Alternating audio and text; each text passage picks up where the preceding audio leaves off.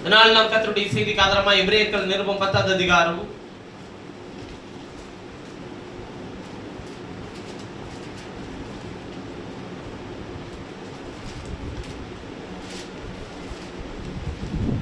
19வது வசனத்திலிருந்து 23வது வசனம் வரையிலும் யாராவது ஒரு வாசிக்கலாம். ஆகையால் சகோதரரே, நாம் பரிசுத்த ஸ்தலத்தில் பிரவேசிப்பதற்கு இயேசுவானவர் தமது மாம்சமாகிய திரையின் வழியாய் ஆகையால் சகோதரரே, நாம் பரிசுத்த ஸ்தலத்தில் பிரவேசிப்பதற்கு இயேசுவானவர் தமது மாம்சமாகிய திரையின் வழியாய் புதிதும் ஜீவனுமான மார்க்கத்தை நமக்கு உண்டு பண்ணினபடியால் அந்த மார்க்கத்தின் வழியாய் பிரவேசிப்பதற்கு அவருடைய இரத்தத்தினாலே நமக்கு தைரியம் உண்டாயிருக்கிறபடினாலும் தேவனுடைய வீட்டின் மேல் அதிகாரியான மகா பிரதான ஆசாரியர் நமக்கு ஒருவர் இருக்கிறபடினாலும் துர்மனசாட்சி நீங்க தெளிக்கப்பட்ட இருதயம் உள்ளவர்களாயும் சுத்த ஜலத்தால் கழுவப்பட்ட சரீரம் உள்ளவர்களாயும் உண்மையுள்ள இருதயத்தோடும் விசுவாசத்தின் பூரண நிச்சயத்தோடும் சேரக்கடவோம். அல்லாமலும் நம்முடைய நம்பிக்கையை அறிக்கையிடுகிறதில் அசைவில்லாமல் உறுதியாக இருக்க கடவோம். வாக்குத்தத்தம் பண்ணினவர் உண்மையுள்ளவராய் இருக்கிறாரே. போதும். நல்ல அற்புதமான காலை நேரத்திலும் கர்த்தருடைய செய்திக்கு ஆதாரமாய் எபிரேயருக்கு கொடுத்த நிருபம் அதன் வெளிச்சம் என்கிற தலைப்பின் கீழ் இருந்து 103வது வாரம் கர்த்தருடைய வார்த்தையை உங்களோடு கூட பகிர்ந்து கொள்கிறேன். அதில் இன்றைக்கு உங்களோடு பேசும்படிக்கு எடுத்துக்கொண்ட என்னுடைய மைய பொருள்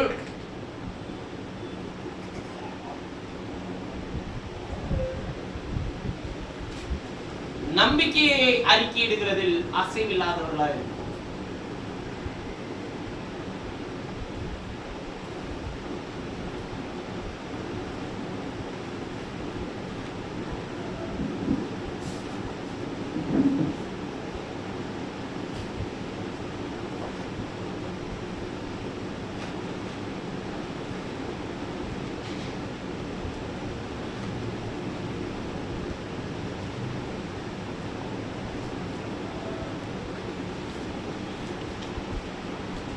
நம்பிக்கையை அறிக்கையிடுவதில் அசைவில்லாதவர்களாக இருப்போம் என்கிற மைய பொருளை கொண்டு உங்களோடு கூட பேச நான் விரும்புகிறேன்.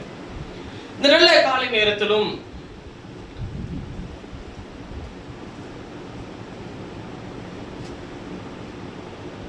கர்த்தருடைய செய்தியை உங்களுக்கு பிரசங்கிக்கிறதற்காக இந்த பகுதியை மீண்டும் இன்று காலை நான் தியானிக்கும் போது அதில் அவர் சொல்லி இருக்கிற மகத்துவமான விஷயத்தை உங்களோடு கூட பகிர்ந்து கொள்ள நான் விரும்புகிறேன். முதலில் கடந்த 2 வாரங்கள் பேசின விஷயத்தையும் கொஞ்சம் ஞாபகப்படுத்தி அதன் பிறகு இந்த செய்தியும் உங்களுக்கு பிரசங்கிக்க விரும்புகிறேன். கடந்த வாரத்துக்கு முந்தின வாரம் எல்லா சத்துருக்களையும் அவர் தமது பாதத்துக்கு கீழாக்கி போடும் வரைக்கும் அவர் நம்மை ஆளுகை செய்கிறார் என்று சொல்லி உங்களோடு கூட பேசினேன். எல்லா சத்துருக்களையும், எல்லா பலவீனங்களையும், எல்லா சுகவீனங்களையும் அவர் தமது பாதத்திற்கு கீழாக்கி போடும் வரைக்கும் அவர் உங்களை ஆளுகை செய்வார். தமது பாதத்திற்கு என்று சொல்லும்போது அவருடைய சரீரத்திலே அவைகளா இருக்கிற நம்மை தான் சொல்லுகிறார். நமக்கு கீழாக்கி போடுகிற வரையிலும் அவர் உங்களை ஆளுகை செய்வேன் என்று அவர் சொல்லுகிறார். அப்ப நாம் அவருக்கு ஏற்ற கிரியைகளை செய்யும் போது எல்லாவற்றையும் ஜெயங்கொள்கிறவர்களாக கர்த்தர் உங்களையும் என்னை என்ன பண்ணுவாருங்க, மாற்றுகிறவராய் இருப்பார். வேதத்துல இன்னும் மகத்துவமான விஷயங்களை நாம் அதிலிருந்து தியானித்தோம். பரிகரிக்கப்படுகிற கடைசி சத்துரு என்னங்க? மரணம். அப்ப மரணத்தையும் ஜெயிக்கிறதை உங்களுடைய பாதத்துக்கு கீழாக்கி போடும் வரையிலும் அவர் உங்களை என்ன செய்வார்ன்றாருங்க, அவர் ஆளுகை செய்வார். கடந்த வாரம் தியானித்தோம். அவர் உங்களோடு கூட என்ன செய்து கொண்டார்? ஒரு உடன்படிக்கை செய்து கொண்டார். அந்த உடன்படிக்கை என்ன? எழுத்தினால் உண்டான உடன்படிக்கை அல்ல, அது ஆவியினால், ஜீவனால் உண்டான உடன்படிக்கை. ஜீவனால் செய்கிற உடன்படிக்கை அது நாம் இந்த தேகத்தை விட்டு மறைந்து போனாலும் அந்த உடன்படிக்கை என்ன பண்ணிட்டே இருக்குங்க, நிலைத்திருக்கும்.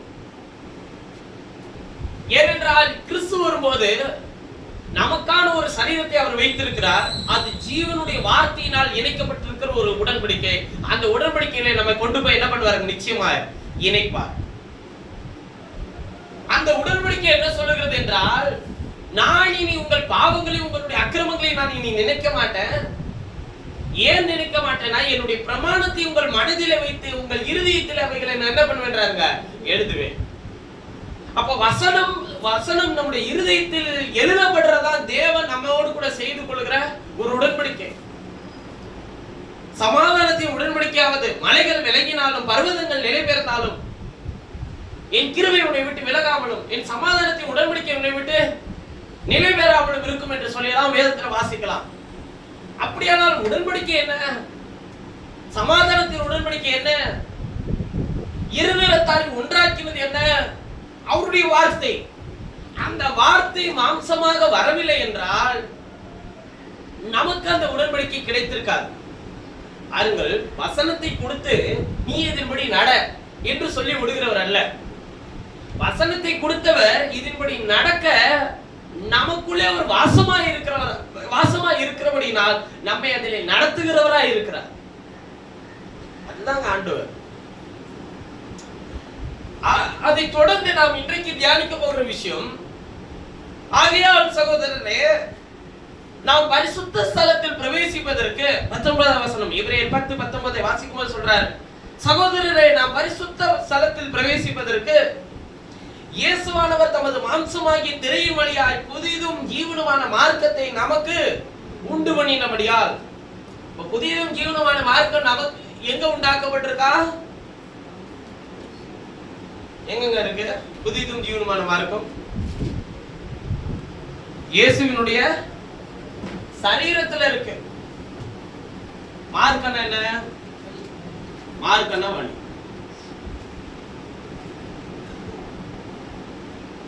புதிதும் ஜீவனுமான மார்க்கம், இந்த வழி எங்க இருக்கா? அவருடைய சரீரத்தில். எங்க போறதுக்கு? பரிசுத்த ஸ்தலத்தில் பிரவேசிப்பதற்கு இயேசுவானவர் தமது மாம்சமாகிய திரையின் வழியால் புதிதும் ஜீவனுமான மார்க்கத்தை நமக்கு உண்டு பண்ணினபடியால் அந்த மார்க்கத்தின் வழியாய் பிரவேசிப்பதற்கு அவருடைய இரத்தத்தினாலே நமக்கு என்ன உண்டாயிருக்கிறதா?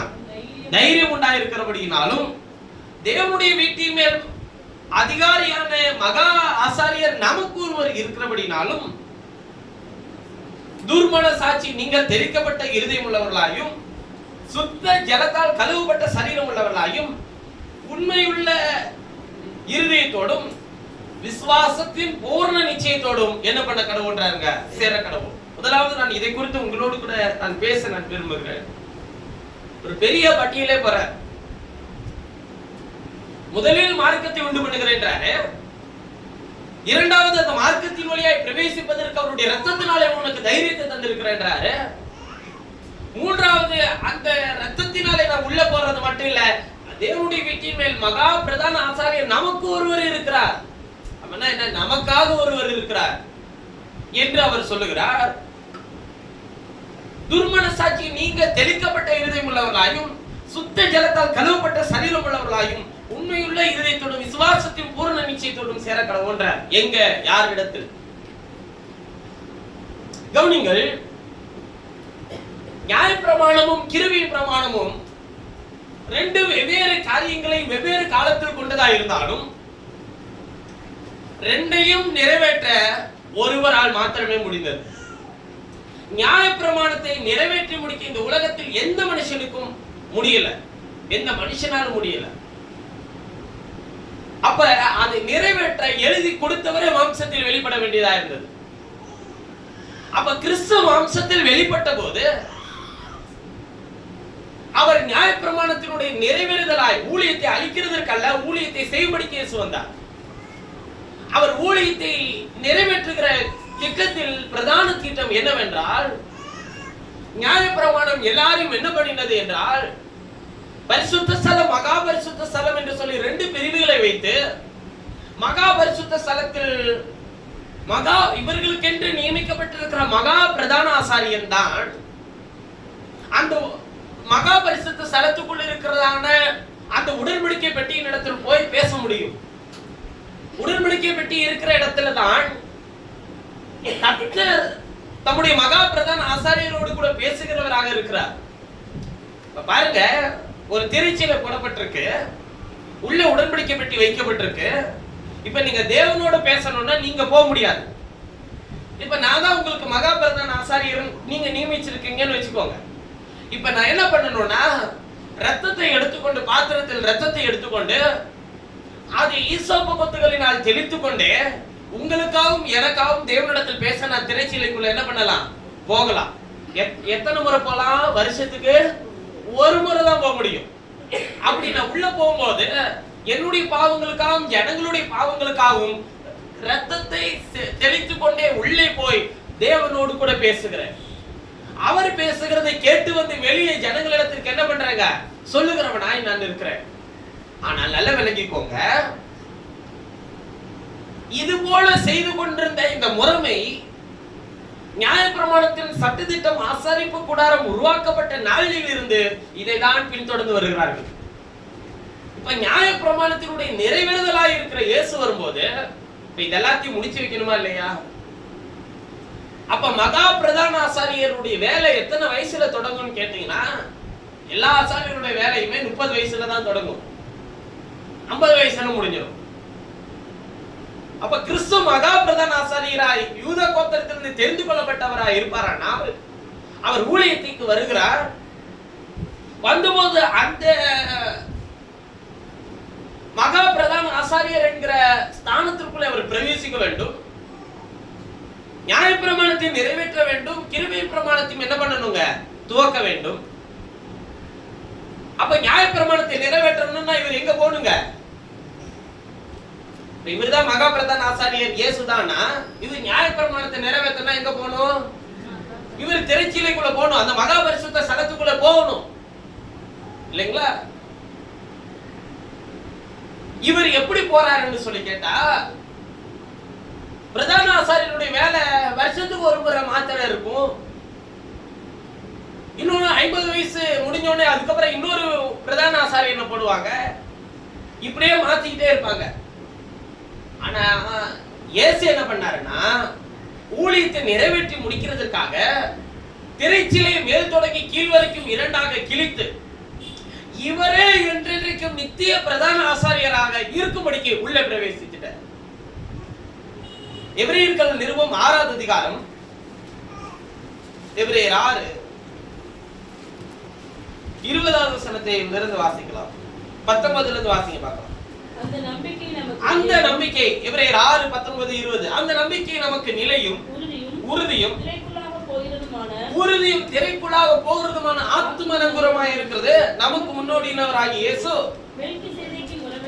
மெல்கிசேதேக்கின் முறைமையின்படி நித்திய பிரதான ஆசாரியர். இவர் என்ன சொல்றாருங்க? இவர நித்திய பிரதான ஆசாரியர். நித்தியன்னா என்ன? அழிவில்லாதவர், என்றென்றைக்கும் இவர் மாத்திரம்தான். இவருக்கு நித்தியம் என்பது துவக்கமும் கிடையாது, முடிவும் கிடையாது. தேவன் ஒரு நாளை துவக்கினார்ல, சாயங்காலம் விடியற் காலமாகி முதலாம் நாள் ஆயிற்றுன்னு எழுதியிருக்கு இல்லையா? முதல் நாள். இதுக்கு முன்னாடி என்ன இருந்துச்சு? இப்ப எல்லாவற்றையும் வலிச்சு ஒரு கடைசி நாள் இருக்குன்னு வச்சுக்கோங்க. இதுக்கு பின்னாடி என்ன இருக்க போகுது? முதல் நாளைக்கு முன்னாடி என்ன இருந்துச்சு?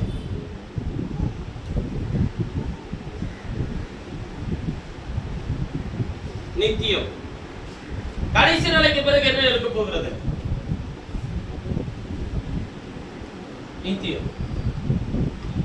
தேவன் நித்தியத்தில் ஒரு நாளை துவக்கி திரும்பவும் ஒரு நாளிலே முடிவடைய செய்து நம்மை நித்தியத்துக்கு நேராக நடத்துகிறதற்கு இடைப்பட்ட இடைவெளியை தான் நாம் காலம் என்று பிரிக்கிறோம். இதுல இறந்த காலம், எதிர்காலம், நிகழ்காலம்னு சொல்லி நம்ம வச்சிருக்கிறோம்.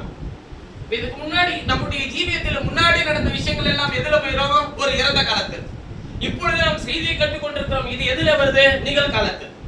இனிமேல் நாம் எதிர்காலத்தில் என்ன செய்ய போகிறோம் என்பதை குறித்து நாம் போய் தீர்மானம் செய்கிறவர்களா இருக்கிறோம். அப்ப இதெல்லாம் காலத்தை பிரிக்கிறவர்கள் எதற்குள்ளே ஜீவிக்கிறார்கள் என்றால், நித்தியத்திற்கு உட்பட்டவர்களா அல்ல, நித்தியத்திற்கு அப்பாற்பட்டவர்களா ஜீவித்துக் கொண்டிருக்கிறோம். ஆனால் தேவன் நம்ம எதற்கு நேராக நடத்த விரும்புகிறார் என்றால், இந்த இந்த எதிர்காலம், இறந்த காலம், நிகழ்காலத்தை குறித்து கவலைப்பட்டு இருக்கிற இந்த வாழ்க்கைக்கு அல்ல, அவர் நம்ம நித்தியத்திற்கென்று முன் குறித்து வைத்திருக்கிறார். எல்லா நாட்களிலும் எல்லா சூழ்நிலையிலும் மாறாத அவரோடு வாழ்கிற ஒரு அற்புதமான ஒரு வாழ்க்கைக்கென்று நம்மை தெரிந்து கொண்டிருக்கிறார். அப்ப இவரு ஆசாரியன் ஆகணும்னா ஒரு அழிவுக்குரிய ஆசாரியனாக இருக்கக்கூடாது, அல்லது இவருடைய ஆசாரியத்துவம் முடிவுக்கு வரக்கூடாது. இவர் நித்தியத்துக்குரியவரா இருக்கணும். அப்பதான் அவரிடத்துக்கு போகிற எல்லா ஆத்துமாக்களையும் அவர் அழிவில்லாத நித்திய ஜீவனுக்கு கொண்டு போய் சேர்க்க முடியும். புரியுதுங்களா? ஏனென்றால் எல்லா நியாயப்பிரமாணம் எல்லாரையும் அழிவுக்குள்ள வைத்திருந்தது. இயேசு வந்தபோது யாரையும் அழிவுக்கு நேராக அல்ல, அழியாமைக்கு நேராக அவர் வழி நடத்துகிறார். இந்த சரீரம் அழிவுள்ளது, ஆனால் இயேசுவினுடைய சரீரம் அழியாதது. இப்ப நாம் எந்த சரீரத்துல அவயங்களா இருக்கிறோம்? கிறிஸ்துவின் சரீரத்தில். அப்ப நீங்க அழிவில்லாதவர்களா இருக்கிறீங்களா இல்லையா? அப்ப அழிவில்லாத சரீரத்திலே தேவன் உங்களை கொண்டு போய் இணைக்க உங்களை மறுபடியும் அழிவில்லாத வசனத்தினாலே ஜெனிப்பித்திருக்கிறாரா இல்லையா? அப்ப அழிவில்லாத வசனத்தினால் ஜெனிப்பிக்கப்பட்டிருக்கிறோம், அழிவில்லாத சரீரத்தில் இணைக்கப்பட்டிருக்கிறோம். ஒரு நாள் அவர் வரும்போது நம்மை உயிர்ப்பிப்பார் என்கிற நம்பிக்கையோடு இருக்கிறோம். இதுதான் நித்திய ஜீவனுள்ள தேவன் நம்மை இணைக்கிறதற்கு அற்புதமாக ஏற்படுத்தின வழி. ஆனா நல்லா விளங்கிக்கோங்க, அதற்கு அவர் அழிவுள்ளதை முடிக்க வேண்டியதா இருக்கு. அழிவுள்ள கிரியைகளை அவர் முடிச்சாதானே அழியாமை நிலைத்திருக்க செய்ய முடியும். அதனாலதான் அவர் சொன்னார், முதலாவதை நீக்கி போட்டு இரண்டாவதை அவர் நிலை நிறுத்தினார். அப்ப இயேசு ஒரு திரைச்சிலை பழைய ஏற்பாட்டின் புத்தகத்தில் வாசிக்கும் போது, இவர்கள் மகாபரிசுத்த ஸ்தலத்துக்குள்ளே உள்ளே பிரவேசிக்க வேண்டுமானால் ஒரு திரைச்சிலை நீக்கின பிறகுதான் உள்ளே போக முடியும். இது அழிவுள்ள திரைச்சிலை. ஆனா அழியாத ஒரு திரைச்சிலை வைத்தார் இயேசு. அந்த திரைச்சிலை என்ன? அவருடைய சரீரம். அந்த சரீரம் சிலுவையிலே தொங்கி மரிக்கும் போது தேவாலயத்தினுடைய திரைச்சிலை மேல் தொடங்கி கீழ் வரைக்கும் கிழிந்தது. காரணம் என்ன? அழியாதது வந்துருச்சு, அழிவுள்ளது அழிஞ்சு போகுது. விளங்குதுங்களா? இயேசுவின் சரீரம் கிழிக்கப்பட்ட போது தேவாலயத்தினுடைய திரைச்சிலை மேல் தொடங்கி கீழ் வரைக்கும் இரண்டாக என்ன பண்ணுதுங்க? கிழியுது. காரணம் அழியாதது வந்துருச்சு. அப்ப அங்க எதுக்கு வேலையே இல்ல? அழிவுள்ளதுக்கு வேலை இல்லை. அப்ப அழிவுள்ளது அழியாமை வரும்போது அழிவுள்ளது ஒளிஞ்சு போயிருது. அப்ப அழியாத வசனம் உங்களிடத்தில் வரும்போது அழிவுள்ள உங்கள் மானசீகத்தின் எண்ணங்கள் என்ன பண்ணணுங்க? அழிஞ்சு போகணுமா இல்லையா? வாசிக்கலாம். 1 பேதுரு புத்தகம் 1ஆம் அதிகாரம்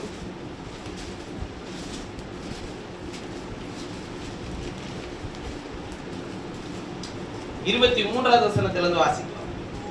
அழிவித்தினாலே அல்ல, என்றென்றைக்கும் நிற்கிறதும் ஜீவனுள்ளதுமான தேவ வசனமாகிய என்றென்றைக்கும் நிற்கிறதும் ஜீவனுள்ளதுமான தேவ வசனமாகிய அழிவில்லாத வித்தினாலே மறுபடியும் ஜெனிப்பிக்கப்பட்டிருக்கிறீர்களே. மாம்சம் எல்லாம் புல்லை போலவும் மனுஷனுடைய மகிமையெல்லாம் புல்லின் பூவை போலவும் இருக்கிறது. புல் உலர்ந்தது, அதில் பூவும், அதாவது அதெல்லாம் அழிஞ்சு போயிடும், அதெல்லாம் உதிர்ந்து போயிடுச்சு. கர்த்தருடைய வசனமோ என்றென்றைக்கும் நிலைத்திருக்கும். உங்களுக்கு சுவிசேஷமாய் அறிவிக்கப்பட்டு வருகிற வசனமும் இதுவே. என்ன சொல்றாரு? எது புல்லுன்றாரு? மாம்சம். எது புல்லின் பூன்றாரு? மனுஷனுடைய மகிமை. மனுஷனுடைய மகிமை என்ன? இந்த பைபிள்ல மகிமைன்னு எழுதியிருக்கு, மனுஷனுடைய மகிமைன்னு.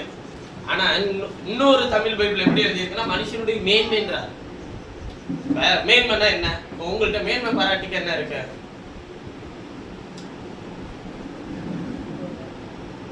நீங்களாம் நல்லா படிச்சிருக்கீங்களா அப்படின்னு சொல்லி கேட்டா, நல்லா படிச்சிருக்கேன் பிரதர், உனக்கெல்லாம் படிப்பறிவு எல்லாம் இல்லை அப்படின்னு நான் சொன்னா என்ன சொல்லுவாங்க?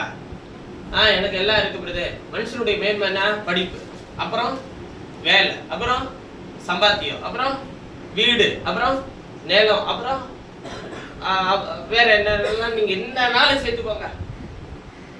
வாகனங்கள் எந்தனாலும் நீங்க சேர்த்துக்கோங்க. இதெல்லாம் என்னன்னு சொல்றாருங்க? புல்லில் இருக்கிற பூவு கோப்பா இருக்கான். மாம்சம் எல்லாம் எது போல இருக்கா? புல்லை போல இருக்கு. மனுஷனுடைய மகிமை எல்லாம் எதை போல இருக்கா? புல்லின் பூவை போல இருக்கு. புல் உலர்ந்தது அப்படின்னா எதுவும் கொட்டி போயிருமா? மகிமையும், அதாவது புல்லின் பூவும் கொட்டி போயிடும். புல் உலர்ந்ததுன்னா என்ன? மாம்சத்தின் பலன் உலர்ந்து போக போக போக அதன் மேன்மையெல்லாம் ஒண்ணுமே இல்லை. கல்யாண பத்திரிகையில போடுறோம்ல, என்ன படிச்சிருக்கிறோம்னு சொல்லி கல்றையில போடுவோமா? ஏன் அங்க போறது இல்ல? கல்யாண பத்திரிகையில போடுறவங்க படிப்ப ஏன் கல்றையில போடுறது இல்ல? அதுக்கு தேவையில்லை. இங்க மனுஷன் உயிரோட இருக்கிறான், மேன்மை தேவை. அங்க மனுஷனுக்கு என்ன இல்லை? ஒண்ணுமே இல்லை. அதுக்கு எந்த மேன்மையும் இல்லை. அப்ப என்ன சொல்றாரு? கர்த்தருடைய வசனமோ என்றென்றைக்கும் நிலைத்திருக்கும். நாம் இந்த தேகத்தை விட்டு போகும்போது எதையும் கொண்டு போக முடியாது. ஆனால் நீங்கள் எடுத்து செல்ல ஒன்று இருக்கிறது. அதுதான் அழிவில்லாத வசனம். இதனால் மறுபடியும் ஜெனிப்பிக்கப்பட்டிருப்போமானால் பாருங்க, ஆராதனை, கூட்டங்கள், பாடல்கள் எல்லாம் சரிங்க. ஆனா கர்த்தருடைய வசனத்தின் வெளிச்சம் இருக்குல்ல, அது மட்டும்தான் உங்களை நித்திய ஜீவனுக்கு கொண்டு போகும். நான் இங்க உங்களை ஒரு உணர்ச்சி வசப்படுத்தி எப்படினாலும் பாடல்களை பாட வைக்கலாம், இல்ல எப்படினாலும் உங்களை வழிநடத்த வைக்கலாம். ஆனா உங்களை உயிர்ப்பிக்க போறது எது? அழிவில்லாத வசனம். அப்ப அதுதானே நான் அதற்கு முக்கியத்துவம் கொடுக்க வேண்டிய வேலைக்காரன் நான் இருக்க முடியும். இன்னொரு விஷயத்தை சொல்லுகிறேன். அழிவில்லாத வசனத்தை கொடுக்க வேண்டும் என்றால் இந்த வசனத்தை எடுத்து பேசுறீங்க அவ்வளவுதானே பிரதர்? இல்ல இல்ல இல்ல இல்ல, ரெண்டு விதமா சொல்லலாம். ஒன்று, மனுஷர்கள் போதிக்கிற வார்த்தைகளால பேசலாம். இந்த பைபிளை நீங்க யாருனாலும் எடுத்து பிரசங்கிக்கலாம். ஆனால் அந்த ஆவிக்குரிய இணைப்புன்னு ஒண்ணு இருக்குல்ல, இந்த வசனத்துக்குள்ள இருக்கிற ஒரு இணைப்புன்னு சொல்லி, அதுக்கு கண்கார்னன்ஸ் எல்லாம் போய் தேடி கண்டுபிடிச்சாலாம் தேடி எல்லாம் பதில் கண்டுபிடிக்க முடியாது. அதுக்கெல்லாம் எங்கேயுமே பதில் கிடையாது. யாரிடத்துல மாத்திரம் தான் பதிலுங்க? ஆண்டவர்கிட்ட மட்டும்தான் பதில். அதை கேட்டு வந்து சொல்றது இருக்குல்ல, அதுதான் உன்னதமான வேலை. நான் உங்களுக்கு தொடர்ந்து பைபிள் ஸ்டடி எடுத்துருப்பாங்க. நான் என்ன படிச்சுட்டு வந்து இல்ல வந்து நான் என்ன நோட்ஸா வச்சுட்டு பைபிள் ஸ்டடி எடுக்கிறேன்? ஒரு நோட்ஸும் கிடையாது, ஒண்ணும் கிடையாது. பைபிள் ஸ்டடி இல்ல. உண்மையா சொல்லணும்னா நீங்கள் இன்னும் அவரை அறிகிற அறிவிலே வளர்ந்தவர்களாய். இப்ப சபைக்கு எதுக்கு வரும்? வியாதியிலிருந்து விடுதலையாக, பிசாசிலிருந்து விடுதலையாக, வேதனையிலிருந்து விடுதலையாக, இதுக்குதான் வரோமா? அதுல இருந்து விடுதலையாக தானே சபைக்கு வச்சிருக்கிறாரு. சபைக்கு எதுக்கு வரும்? கிறிஸ்து இயேசுவுக்கு முன்பாக தேறினவர்களாய். அப்ப எந்த மனுஷனும் தேறி இருக்கணும்ல.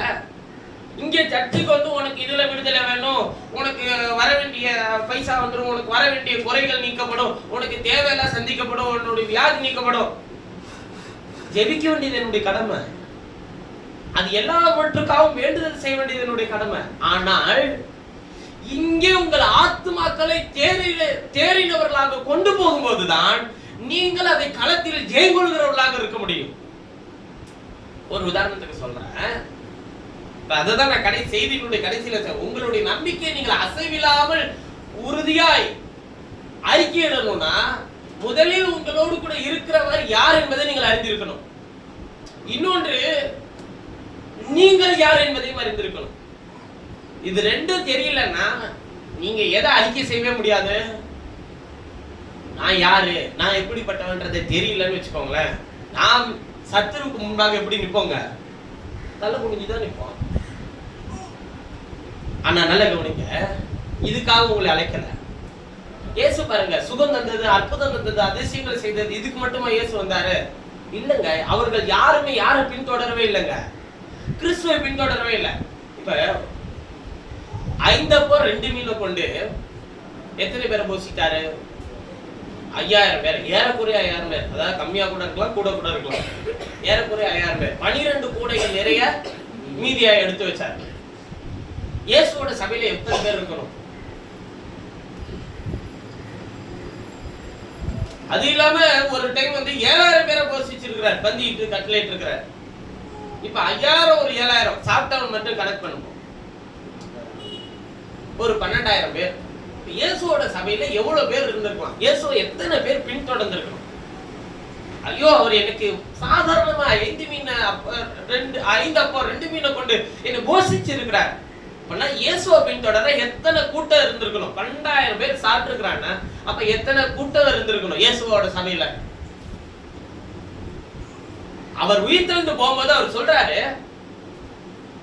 கிறிஸ்து விதமாய் பாடுபடவும், வேத பாரகர்களும் மூப்பர்களின் கைகளினாலே கொடுக்கப்படவும், கொலை செய்யப்படவும், 3ஆம் நாளில் எழுந்திருக்க வேண்டியதும் அவசியமாக இருக்கிறதுன்னு சொல்றாரு. என் மாம்சத்தை பசித்து என் ரத்தத்தை பானம் பண்ணுகிறவனுக்கு நித்திய ஜீவன் உண்டு, நான் அவனை கடைசி நாளில் எழுப்புவேன் கர்த்தர் சொல்றாரு. அதெல்லாம் சொன்ன ஆண்டவர் எத்தனை பேர் இருந்திருக்கணும்னு நீங்க நினைக்கிறீங்க? அட்லீஸ்ட் 12000த்துல பாதி, ஒரு 6000 பேர் ஆச்சு இயேசுவை பின்தொடர்ந்திருக்கணுமா இல்லையா? 6000 பேர் போயிட்டா நன்றி இல்லாம. இயேசு சொன்ன வார்த்தையை உறுதியா விசுவாசித்து அந்த மேல் வீட்டறையில கூடியிருந்தது எத்தனை பேரு? வெறும் 120 பேர் தான். 12000த்துல 1200 கூட இல்ல, வெறும் 120. 1% மக்கள் தான் கிறிஸ்துவின் வார்த்தைக்காக வாழ்ந்தவர்கள். என்ன நடந்தாலும் பரவாயில்லையா?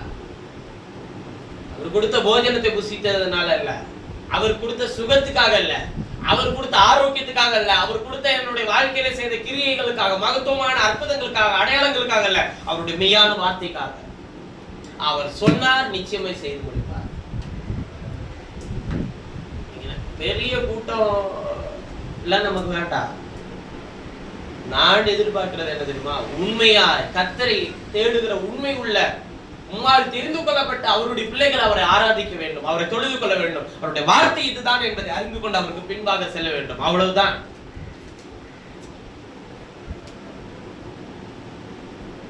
பேரு பிரஸ்தாபம் ஆக வேண்டுமா பிரதர்? நம்மளை தெரிஞ்சுக்கிட்டது நம்ம பேரு பிரஸ்தாபப்படுத்துறது, நம்மளுடைய பேரை பிரஸ்தாபப்படுத்த இல்ல, அவர் நாமத்தை பிரஸ்தாபப்படுத்த. நல்ல விளங்கி போங்க. தேவன் நமக்கு ஒரு வழியை உண்டு பண்ணுகிறார். எதிலே உண்டு பண்ணுகிறார் என்றால் அவருடைய சரீரத்தில். அதுவும் அதை குறித்தவர் சொல்லுகிறார், புதிதும் ஜீவனுமான மார்க்கம். இந்த சரீரம் எப்பொழுதே உண்டாக்கப்பட்டது என்றால், உலக தோற்றத்துக்கு முன்னதாகவே தேவன் தனக்கென்று ஒரு சரீரத்தை ஆயத்தம் பண்ணி கொண்டார். அதனாலதான் அவர் எபிரேயர் 10:5 சொல்லும்போது சொன்னார், அவர் உலகத்தில் பிரவேசிக்க பலியும் காணிக்க விரும்பவில்லை, எனக்காக ஒரு சரீரத்தை என்ன பண்ணினீர்? ஆயத்தம் பண்ணினீர். ஆயத்தம் பண்ணின அந்த சரீரத்தில் அவர் வந்தார். தேவன் மாம்சத்தில் வெளிப்பட்டார். மாம்சத்தில் வெளிப்பட்டது வேறொரு நபர் இல்ல, தேவனின் மாம்சத்தில் வெளிப்பட்டார்.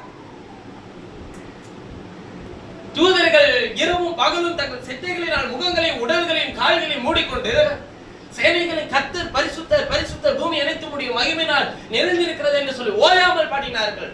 தேவனை ஒருவனும் ஒரு காலம் கண்டதில்லை, கண்டு ஒருத்தன் என்ன பண்ண முடியாதுங்க, உயிரோடு இருக்க முடியாது. ஆனால் தேவன் மாம்சத்தில் வெளிப்பட்ட போது தூதர்களும் அவரை கண்டார்கள்.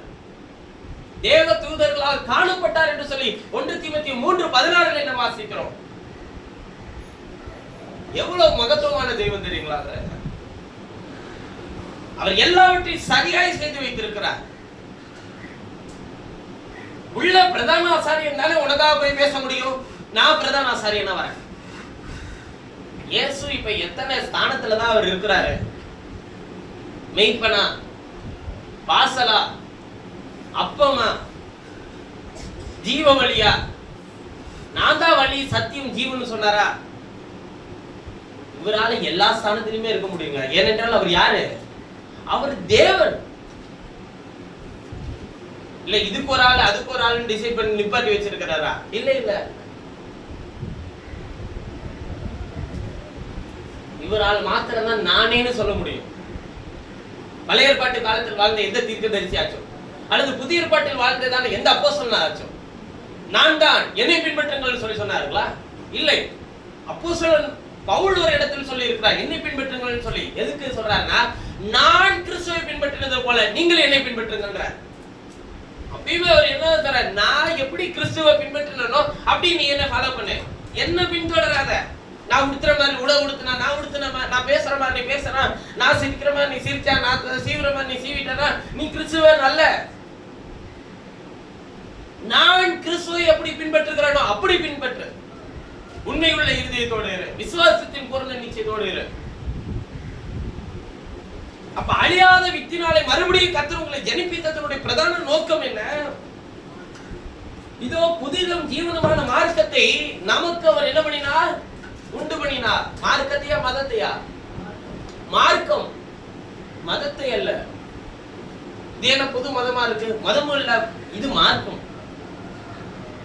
கிறிஸ்தவ மதத்துக்குள்ள இருக்கிறவர்கள் கிறிஸ்துவை பின்பற்றவே முடியாது. கிறிஸ்துவை மைமைப்படுத்தலாம், கனப்படுத்தலாம், உயர்த்தலாம், பாடலாம், துதிக்கலாம், ஆராதிக்கலாம், என்ன வேண்டுமானாலும் செய்யலாம். இப்ப பாருங்க, 40 நாள் என்ன பண்றாங்க? எல்லாருமே துக்கம் அனுசரிக்கிறாங்க. தபஸ்காலன்னு சொல்லுவாங்க ரோமன் கத்தோலிக்கர்கள்.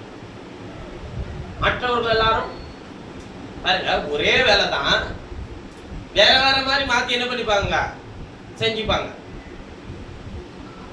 இதே 40 நாள்ல தான் மற்ற சபைகள் எல்லாமே என்ன பண்ண ஆரம்பிக்கும்? பிரேயர். 40 நாள் பிரேயர் வருது. சில ஃபாஸ்டிங் பிரேயர், ஒரு வேளை ஃபாஸ்டிங் பிரேயர். ஏன் மற்ற 40 நாள் ஒண்ணு கிடைக்கலையா?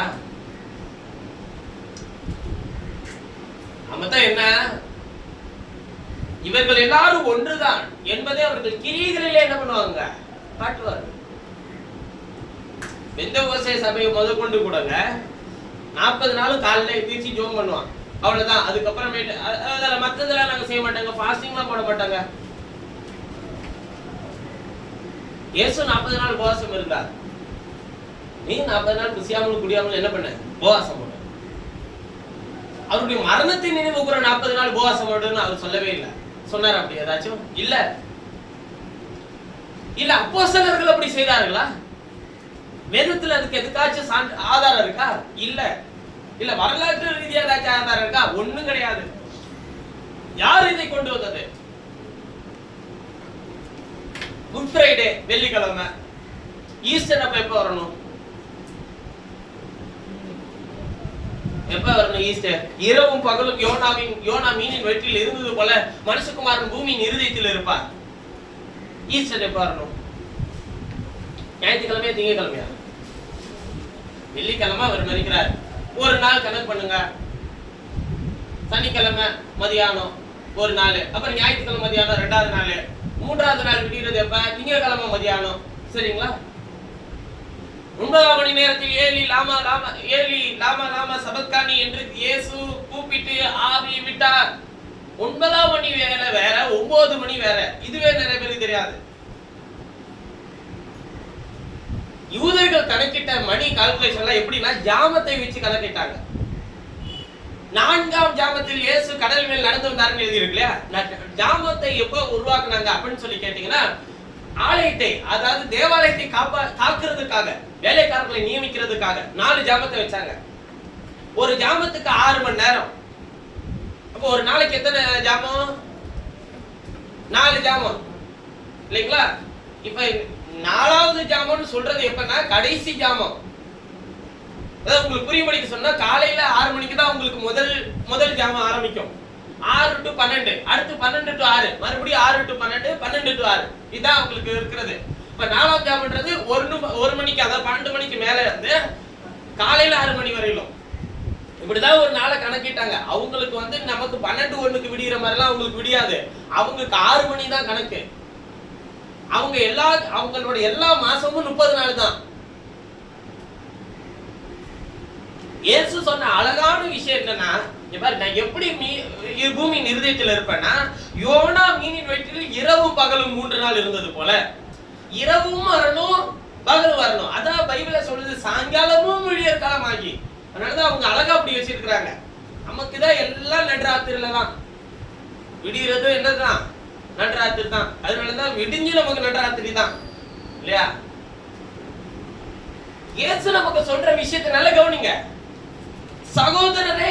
நாம் பரிசுத்த ஸ்தலத்தில் பிரவேசிப்பதற்கு இயேசுவானவர் தமது மாம்சமாகி திரையின் வழியாய் புதிதும் ஜீவனுமான மார்க்கத்தை நமக்கு உண்டு பண்ணினார். இப்ப உண்டு பண்ணது வேற யாரும் இல்ல, இந்த மார்க்கத்தை உண்டு பண்ணது யார்தான்? அவர்தான். அவர் எதுல உண்டாக்கி வச்சிருக்கிறாரா வழிய? சரீரத்துல, அவருடைய மாம்சத்துல வச்சிருக்கிறார். மாம்சம்னா என்ன? யோவான் சுவிசேஷம் 6வது அதிகாரம், சரி யோவான் 1:1 வாசிக்கலாம். 1:14 வாசிக்க பார்க்கலாம். அந்த வார்த்தை மாம்சமாகி கிருபையினாலும் சத்தியத்தினாலும் நிறைந்தவராய். இப்ப எது மாம்சமானுச்சா? வார்த்தை மாம்சமானுச்சு. இப்ப அந்த எபிரேயர்ல போய் வாசிச்சு பாருங்க. அவர் புதிதும் ஜீவனுமான மார்க்கத்தை நமக்கு எதுல உண்டாக்கி இருக்கிறாரு? தமது மாம்சமாகிய திரையின் வழியா. அப்ப மாம்சம் அவர் சொல்றது என்ன? அந்த வார்த்தை மாம்சமானது. இப்ப வழி எதுல இருக்கு? வார்த்தையில தான் இருக்கு. கிறிஸ்தவன் ஒருவன் கர்த்தர் உரைக்கிறதாவது என்று எழுதப்பட்ட வார்த்தையை முழு இதயத்தோடு அங்கீகரிக்க வேண்டும். அது ஏற்றுக்கொண்டு தான் வேண்டும். பாருங்க, சபைக்கு சபை பல கருத்துகள் மாறலாம். உன் கருத்து என் கருத்தோட ஒத்து வரல, என் கருத்து உன் கருத்தோட ஒத்து வரல, இப்படிலாம் சண்டை போட்டு இருக்கிறதுக்கு இங்க நேரம் இல்லை. ஆனால் வேதம் சொல்லுகிற ஒவ்வொரு வார்த்தையும் நாம் யாவரும் என்ன பண்ணி ஆகணுங்க? கை கொண்டே ஆகணும். அது நமக்கு நியமிக்கப்பட்டு இருக்கிறது. நாம் அவருடைய வார்த்தையிலும் அவருடைய சத்தியத்திலும் சத்துவத்திலும் பலன் அடைய வேண்டியது தேவன் நமக்கு தந்திருக்கிறதான கிருபை, மேன்மை. இதை நிறைய பேர் எப்படி புரிஞ்சுக்கிறாங்கன்னா, இது கடினமான விஷயம், இதை எப்படி நம்ம கை கொள்றதுன்னு நினைக்கிறாங்க. முதலில் உங்களுக்கு வேதத்தை குறித்ததான புரிதலே அவர்கள் உண்டாக்கவே இல்லை. எப்படி போயிரும்னா, ஆராதனை ஆரம்பிக்குதா, ஜெபம் பாட்டு விண்ணப்பம் இப்படியே போயிடுச்சுன்னா இதுவே எத்தனை மணி ஆயிருங்க? 11 மணி 12 மணி 11 ஆயிருதா? செய்தின்னு வரும்போது என்ன? கர்த்தர் உனக்கு தேவையான விஷயத்தை சந்திப்பார். இப்படி எழுதி இருக்கிறது, சிங்கக்குட்டிகள் தாழ் சேர்ந்து பற்றின கர்த்தரை தருவார், ஒரு நன்மையும் குறைவுபடாது, கர்த்தர் உனக்கு எல்லா நன்மையும் தருவார் எப்படின்றதோட சொல்லி முடிச்சிடமா? என்ன ஆயிருது? அவ்வளவுதான், மீட்டிங் கேன்சல், மீட்டிங் முடிஞ்சிச்சு. கர்த்தர் என்ன பேசி இருக்கிறார்? ஒரு நன்மை குறைவுபடாதுன்னு சொல்றார். இவன் நன்மை நினைச்சிட்டு போறது என்ன? சொல்லுங்களேன். இப்ப நீங்க நன்மை நினைச்சிட்டு போறது என்ன? கர்த்தரை தேடுறவங்களுக்கு ஒரு நன்மை குறைபடாது. நீ கர்த்தரை தேடிட்டு வந்திருக்கிற உன் வீட்டுல எல்லா விஷயங்களையும் கர்த்தர் ஆயத்தம் பண்ணி ரெடி பண்ணி வச்சிருப்பார். இப்ப நன்மை இவன் நினைச்சிட்டு போறது என்ன? ஓகே, கர்த்தர் நமக்கு என்னென்னலாம் போன வாரத்துல குறை இருந்துச்சோ அது எல்லாத்தையும் நன்மை ஆயத்தம் பண்ணி வச்சிருக்கிறான்னு நினைச்சிட்டு போறான். பைபிள் அப்படி நன்மை அதுதான் சொல்லியிருக்கா? நீ நன்மை செய்தால் மேன்மை இல்லையா? பாவ வாசல்படி படுத்திருக்கேன்னு சொல்லி காயின்கிட்ட சொன்னார்ல, அப்ப அந்த நன்மை என்ன? வேதத்தை அறிகிற அறிவு. அது எத்தனை விசுவாச பிள்ளைகளுக்குள்ளே உள்ளே வந்து இருக்கிறது? அதுல எப்படி அவர்கள் வளர்ந்திருக்கிறார்கள் பாருங்க. வசனத்தை பிரசங்கிக்கும் போதே நல்லா தெரியும், அப்படியே உள்ள போயிட்டே இருக்கும் சிலருக்கு. சிலர் இதுல பரிச்சயப்படாதனால அவர்களால் அதை என்ன பண்ணவே முடியாதுங்க, விளங்கிக்கவே முடியாது. அவர்கள் செய்யறது நமக்கு பைத்தியக்காரத்தனமா தெரியும், நம்ம செய்யறது அவங்களுக்கு பைத்தியக்காரத்தனமா தெரியும். ஆனால் நிலைத்திருக்கிறது எது? அழிவில்லாத வசனம். ஒருவன் அஸ்திவாரத்தை போட்டாச்சு. கர்த்தராகிய இயேசு கிறிஸ்துவின் நாமமே இல்லாமல் வேறொரு நாமத்தில் அஸ்திவாரம் போட முடியாது. அஸ்திவாரம் போட்டாச்சு. அதுமேல் வைக்கோல், புல், மரம், விலையேற பெற்ற கல், வெள்ளி, பொன் இவைகளை வைத்து கட்டினால் அவனவனுடைய வேலைப்பாடு எத்தன்மை உள்ளது என்பது நாளானது விளங்க செய்யும். அக்கினியானது என்ன பண்ணுறாங்க? பரிசோதிக்கும். இப்ப அக்கினி பரிசோதிக்கும் போது எதெல்லாம் போய் சேர்ந்துரும்? மரம், புல், வைக்கோல் எல்லாம் போயிடும். பொன், வெள்ளி, விலையேறப்பட்ட கல் நிலைத்திருக்கும். அது மூன்று விலையேறப்பட்ட கர்த்தருடைய வசனம். பொன், அக்கினி, கர்த்தருடைய வார்த்தை 7 தரம் உருக்கி புடமிடப்பட்ட சுத்த வெள்ளி கொப்பான சொற்களாக இருக்கிறது. பொன் அது தேனிலும் தெளிதலிலும் மதுரமுள்ளதாயும் பொன்னிலும் பசுமொன்னிலும் விரும்பப்படத்தக்கதாயும் கர்த்தருடைய வசனம் இருக்கிறது. விலையேறப்பட்ட கல், அது வெட்டி எடுக்கப்பட்ட விலையேறப்பட்ட கல் கர்த்தராகிய இயேசுவை அடையாளப்படுத்துகிறது. கிறிஸ்து, அவருடைய வார்த்தை, அவருடைய வார்த்தைக்குள்ள இருக்கிற விசுவாசம், இது மூன்றும் தான் கடைசி வரை இந்த முன் நிலைத்திருக்கும். ஜீவனுள்ள மார்க்கம் அதிகம் போதிக்கிறது. கிறிஸ்துவின் சரீரத்துக்குள்ளே ஒருவன் இருந்தால், ஒரு ஊழியக்காரன் இருந்தால் அல்ல, ஒருவன் இருந்தால், அந்த மார்க்கத்தின் வழியாய் ஒருவன் இருந்தால் அவன் என்ன செய்வான் என்பதை எபிரேயர்ல சொல்றார் பாருங்களேன். எபிரேயர் 6 சரி அந்த 10வது அதிகாரம்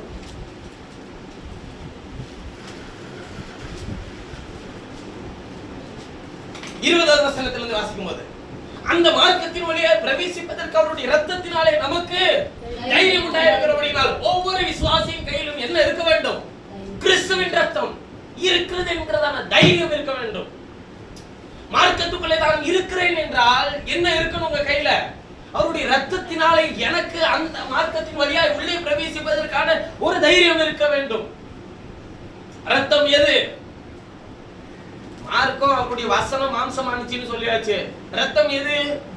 வசனத்துக்குள்ள இருக்கிற ஜீவன் இருக்கணும். ஜீவன் இல்லாம ஒருத்தன் அவர் இடத்துல போக முடியாது. ஆண்டவரே என்னுடைய குறைகளை நீக்கும், குறையை நீக்கிடுவார். தேவைகளை சந்தியும், தேவையை சந்திப்பார். போஜனம் வேணும், போஜனத்தை தருவார். சுகம் வேண்டும், சுகத்தை தருவார். ஆரோக்கியம் வேண்டும், ஆரோக்கியத்தை எல்லாம் கிடைக்கும். ஆனா அவருக்குள்ள போக என்ன வேணும்? ரத்தத்தினாலே ஒரு தைரியம் இருக்கணும். இல்லைன்னா ஒண்ணு செய்ய முடியாது. தேவனுடைய வீட்டின் மேல் அதிகாரியான மகா ஆசாரியர் நமக்கு ஒருவர் இருக்கிறபடினாலும் தேவனுடைய வீடு எது? தேவனுடைய வீடு எபிரேயர் 3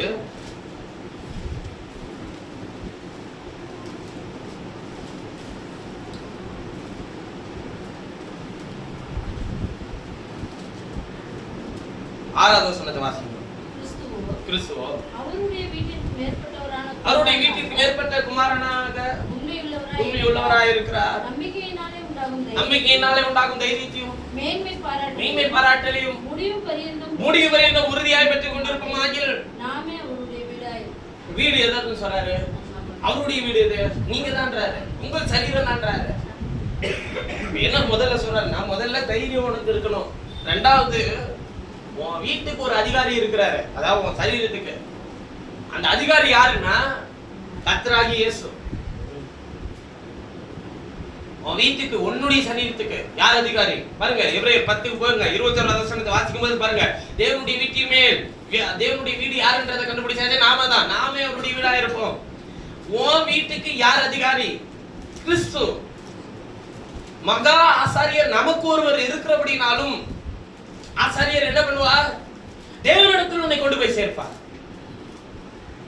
துர்மனசாட்சி நீங்க தெளிக்கப்பட்ட இருதயம் உள்ளவர்களாயும் உன் இருதயத்தை அவரிடத்துக்கு நேராக திருப்புவார். சுத்த ஜலத்தால் கழுவப்பட்ட சரீரம் உள்ளவர்களாயும் உன் சரீரத்தையும் கழுவி அவர் சுத்திகரிப்பார். உண்மையில இருதயத்தோடும் விசுவாசத்தின் பூரண நிச்சயத்தோடும் யாரிடத்தில் சேரக்கடுவோம்? அவரிடத்தில் சேரக்கடுவோம். இப்பதான் விஷயத்துக்கு வரும். அல்லாமலும் நம்முடைய நம்பிக்கையை அறிக்கையிடுகிறதில் அசைவில்லாமல் உறுதியா இருக்க கடவோம். வாக்குத்தத்தம் பண்ணினவர் உண்மை உள்ளவராய் இருக்கிறார். உங்க நம்பிக்கை அறிக்கையிடுகிறதுல எப்படி இருக்கணுங்க?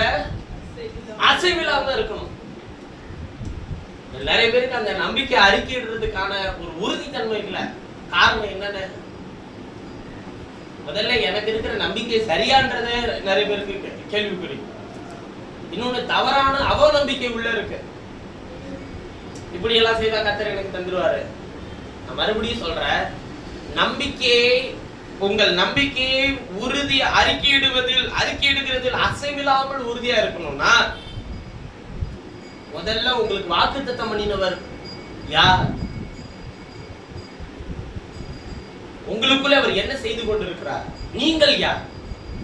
உங்களுக்குள்ள இருக்கிறவர் யார்? நீங்கள் யார் என்பதை நன்றாக அறிந்திருக்க வேண்டும். உங்கள்கிட்ட ஜீவன் இருந்துச்சுன்னா உங்க நம்பிக்கை எப்படி அறிக்கையிடுவீங்க? நான் நாளைக்கு உயிரோடு இருப்பேன்னா நீங்க எப்படி சொல்லுவீங்க? நாளைக்கு வரேன், வந்து இந்த வேலையெல்லாம் முடிச்சு கொடுத்தாரேன் அப்படின்னு சொல்லுவீங்க. இருக்க மாட்டோம்னு தெரிஞ்சா என்ன சொல்லுவீங்க?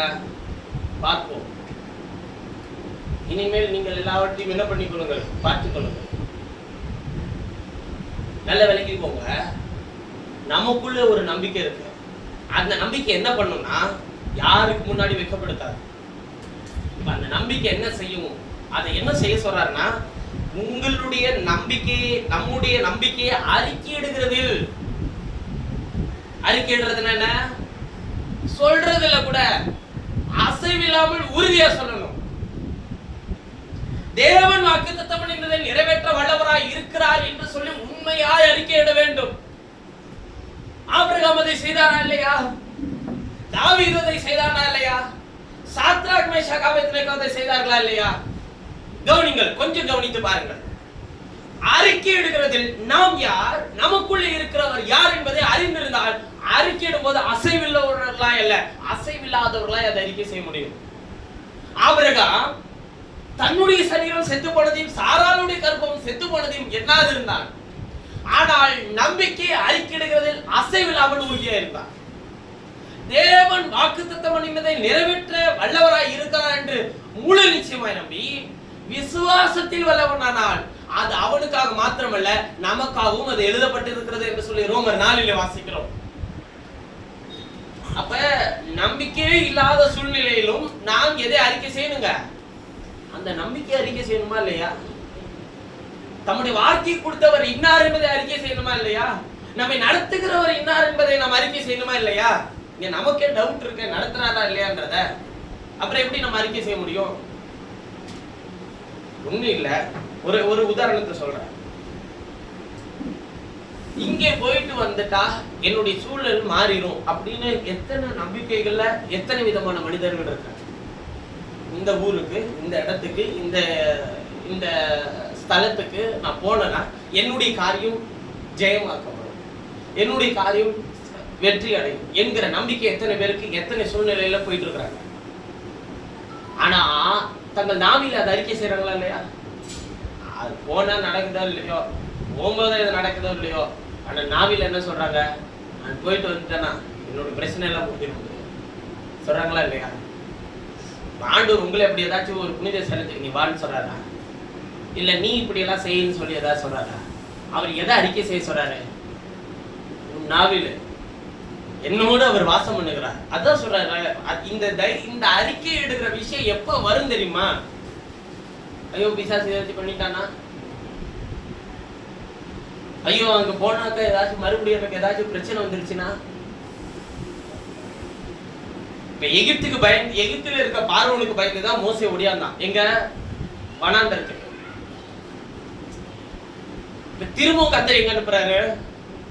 அதே எகிப்துக்கு தான். அங்க போய் நின்று பார்வோனுக்கு பயந்துட்டு இருந்தானா? இல்ல, ஏற்கனவே பார்வோன் இவனை கொலை செய்யணும்னு தான் அவன் ஆள் அனுப்பும் போது இவன் ஓடி போறான். இப்ப யோசேப்பு அறியாத வேற ஒரு பார்வோன் வேற வந்திருக்கிறான். இப்ப இவன் போய் மோசே சொல்லும்போது சொல்றாரு, நீ கேட்டோன்னு அனுப்பிடுறதுக்கு நான் என்ன சாதாரண ஆளா? அவன் ராஜா, இவன் ஒரு சாதாரண ஒரு மனுஷன் அவனுடைய பார்வையில. ஆனா கர்த்தருடைய பார்வையில விளையாட பெற்றவன். இவன் கோலை கீழே போட்டா பாம்பா மாறிச்சு. உடனே அவனு என்ன பண்றான்? மந்திரவாதிகளை வரவழைச்சு கோலை கீழே போறான். அவனு எதுவும் என்ன ஆகுது? பாம்பா மாறுது. விசுவாசம் என்ன? இப்ப அங்க அவனுடைய நம்பிக்கை அறிக்கை எடுக்கிறதில் அவன் உறுதி இல்லாம இருந்தானா ஓடி வந்திருப்பான். ஆனால் இவனுடைய கோல் அவர்கள் எல்லாருடைய கோள்களையும் என்ன பண்ணினதுங்க? விலங்கி போட்டது. அதுதாங்க, அங்கதான் அசைவில்லாமல் உறுதியா இருக்கணும். தேவன் செய்கிற கிரியைக்காக பொறுமையா காத்திருக்கணும். எப்ப இந்த தைரியம் வரும்னா, முதலில் நான் அந்த மார்க்கத்தில் இருக்கிறேன், அவருடைய ரத்தம் எனக்கு இருக்கிறது. ரத்தனா என்ன? எவன் இல்ல.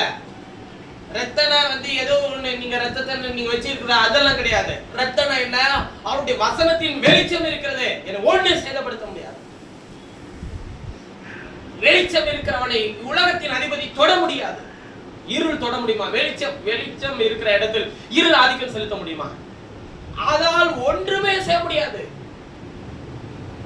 முதல்ல இந்த எண்ணம் நமக்குள்ள வந்துச்சுன்னா தான் இந்த நாடு, இந்த நேரம், இந்த சூழல், இந்த பிரச்சனை, இந்த குறை, அவன் சரீரம் செத்து போனதே அவன் என்ன பண்ணலையா? என்னல சாராளுடைய கற்பம் செத்து போனதே அவன் என்ன பண்ணல? ஒரு ஹாஸ்பிட்டல் இல்ல, ஒரு வைத்தியம் இல்ல. ஆனால் தேவன் சொன்ன வார்த்தையை அசைவில்லாமல் உறுதியாய் விசுவாசித்தான். அங்கே சாராளுடைய கற்பத்துக்குள்ள ஒரு ஜீவன் வந்தது. அந்த ஜீவன் தேவனுடைய வார்த்தையினாலே வந்தது. அந்த வார்த்தை நேற்றும் இன்றும் என்றும் மாறாததாக இருக்கிறது. இன்னைக்கு கர்த்தருடைய வார்த்தைக்கு என்ன உண்டு? ஜீவன் உண்டு. அறிக்கை செய்யறது இல்லையே.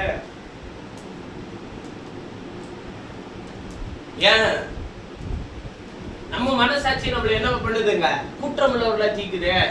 அதனாலதான் சொல்ற துர்மனசாட்சி நீங்க தெளிக்கப்பட்ட இருதயம் உள்ளவர்களாயும் சுத்த ஜலத்தால் கழுவப்பட்ட சரீரம் உள்ளவர்களாயும் ஆண்டவரிடத்தில் கேளுங்கள், கர்த்தாவே என் மனசாட்சி குற்றுகிற காரியத்தை விட்டு விலக எனக்கு உதவி செய்யும். என்னை கழுவியர்களும் சுத்த இருதயத்தை, சுத்த ஜலத்தினால் என்னை கழுவியர்களும் உண்மை உள்ள இருதயத்தை எனக்கு தாரும். விசுவாசத்தின் பூரண நிச்சயத்தோடு உங்களோடு கூட சேர உதவி செய்யும். எதெல்லாம் ரெடி பண்றாருன்னு பாருங்க அவருடைய ஆசீர்வாதத்தை பெற. எதா முதல்ல இருதயம், துர்மனசாட்சி நீங்க தெளிக்கப்பட்ட இருதயம், சுத்த ஜலத்தால் கழுவப்பட்ட சரீரம், உண்மையுள்ள இருதயம், விசுவாசத்தையும் பூரண நிச்சயம். அப்பதான் வருவது. சொல்றாரு வாக்குத்தத்தம் பண்ணினவர் உண்மையுள்ளவர். நமக்கு இது மட்டும்தான் வேணும். எது? அந்த கடைசி சென்டென்ஸ் இருக்குல்ல, வாக்குத்தத்தம் பண்ணினவர் உண்மையுள்ளவர். அவர் உண்மையை காப்பாற்றுவாரு. என்ன வாக்குத்தத்தம் பண்ணினார்? இந்த மாதத்தில், இந்த மாசத்துல உங்களுக்கு என்ன வாக்குத்தத்தம் பண்ணார்? அப்படி ஏதாச்சும் இருக்கா? எல்லாம் ஒண்ணும் இல்ல. எல்லா வாக்குத்தத்தமும் யாருடையது? அவருடையது. அவர் உங்களுக்குள்ள இருக்கிறாரா? அவர் சொன்னதை அவர் செய்து முடிப்பார்ன்ற நம்பிக்கை இந்த மாசம், அடுத்த மாசம், அதுக்கு அடுத்த வருஷம், இந்த வருஷம் எல்லாம் கிடையாது. அவர் எப்ப தீர்மானிச்சிருக்கிறாரோ அந்த நிமிஷத்துல அதை இடத்தில் கொண்டு வந்து சேர்ப்பார். பாருங்க, வேதத்துல ஒரு அற்புதமான ஒரு விஷயத்தை நான் கடந்த வாரத்தில் நம்ம டெய்லி ஜோம் பண்ணிட்டு இருக்கிற விஷயத்துல வாசிக்கிற அந்த வேத பகுதியில ஒரு வசனத்தை நான் வாசிக்கும் போது என்னுடைய இருதயத்தில் அது ஆழமாய் விழுந்தது. ஒரு வேலைக்காரனுடைய ஒரு பிள்ளையினுடைய சரீர சுகவீனத்தின் நிமித்தம் இயேசு இடத்தில் ஒருவன் வருகிறான். இயேசு நீ போ, அவன் சுகத்தை பெற்றுக் கொண்டான் என்று இயேசு சொல்லுகிறார். அவன் போய் வீட்டிலே திரும்பி பார்க்கும்போது அந்த பிள்ளை சுகத்தோடு இருக்கிறது. பைபிள்ல எப்படி கோட் பண்ணி இருக்குன்னா அந்த வார்த்தைய, இயேசு சொன்னதும் 7ஆம் மணி வேளை, அவன் சுகத்தை பெற்றுக் கொண்டதும் 7ஆம் மணி வேளை. ஏன் அதை எழுதணும் பைபிள்ல? அவன் சுகம் பெற்றான், அப்படி எழுதிட்டு போயிருக்கலாம்ல. அப்படின்னா என்ன? அவர் அந்த வார்த்தையை சொல்ல ஆரம்பித்தால் எந்த நேரத்தில் சொல்லுகிறாரோ அதே நேரத்தில் அந்த கிரியை நடந்திருக்கிறது. அப்படின்னா என்ன? அவருடைய வார்த்தைக்கு எந்த வல்லமை இருக்குன்றத பைபிள் எடுத்துக்காட்டுது தெரியுங்களா? ஒண்ணு இல்ல. உங்களுக்கு இன்னும் புரியும்படிக்க அவருடைய வார்த்தைக்கு எவ்வளவு வல்லமை இருக்குன்றத புரியும்படிக்க ஒரு விஷயத்தை சொல்றார்.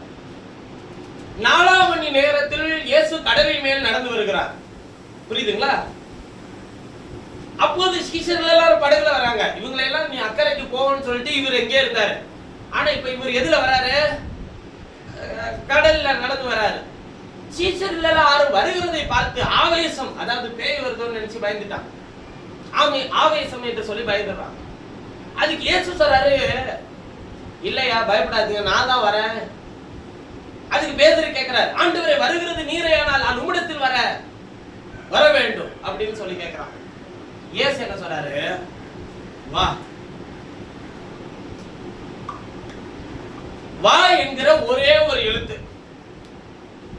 கடலின் மேலே பேதுரு நடந்து இயேசுவின் இடத்துக்கு போகிறார். அவர் வாயிலிருந்து சொன்ன ஒரு எழுத்து ஒரு மனுஷனை கடலின் மேலே நடக்க வைக்க முடியுமானால், அவருடைய வார்த்தையை பின்தொடர்கிற நம்முடைய ஜீவியத்தை எந்த நிலையில் வைத்திருக்க அவரால் முடியும். நமக்கு முதல்ல இது மேல என்ன வேணுங்க? ஒரு அதீத தீவிரமான ஒரு அன்பு வேணும். எழுதி இருக்கியா?